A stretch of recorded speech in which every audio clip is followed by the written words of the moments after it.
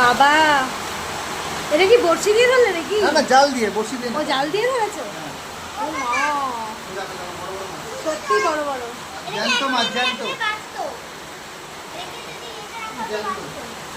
ও বাবা, জ্যান্ত মাছের ঝোল, শরীর সুস্থ হবে আমার মেয়েদের জন্য।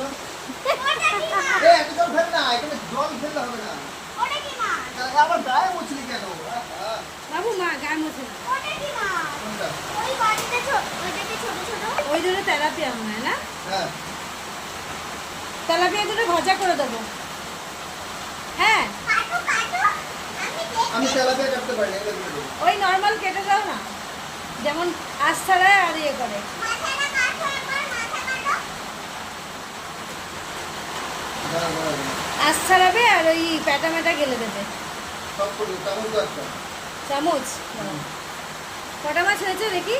1 2 3 4 5, 5টা মাছ আর দুটোই মাছ। তো গাইস দেখো, আমার উজি কাজ করছে।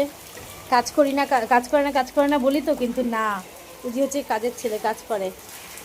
আজকে মাছ কেটে ধুয়ে দিয়েছে, এই যে এখন বটিটাকেও মেজে পরিষ্কার চকচক করে দিয়েছে। আর দেখো দুয়ারে, দেখতে পাচ্ছ এটা কি? এইটাকে বলে দীঘা, আমাদের দুয়ারে দীঘা।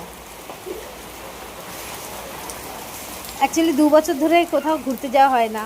মনের খুবই ইচ্ছে ছিল, বারবার বলেছি, কিন্তু সময়ের অভাবে, পয়সার অভাবে যাওয়া হয়নি।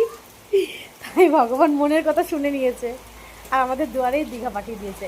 এই চালের জল দিয়ে ধোবে না, ওটা বিড়ালের পটি থাকে উপরে। দেখো গাইস, দেখো বৃষ্টির জলকে কি করে ইউজ করতে হয়। দেখো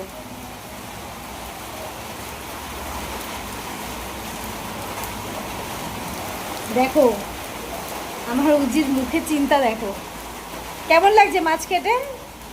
অনেকদিন পর মনে পড়লো, তাই তো? ছোটবেলায় করতাম, এখন আর করি না। এই তো করলে এখন। এখন করি, একা থাকলে করি। কি করছে, পা ধুচ্ছে কি করতে? করবি? ও থুতু ফেললো, কে এসেছে?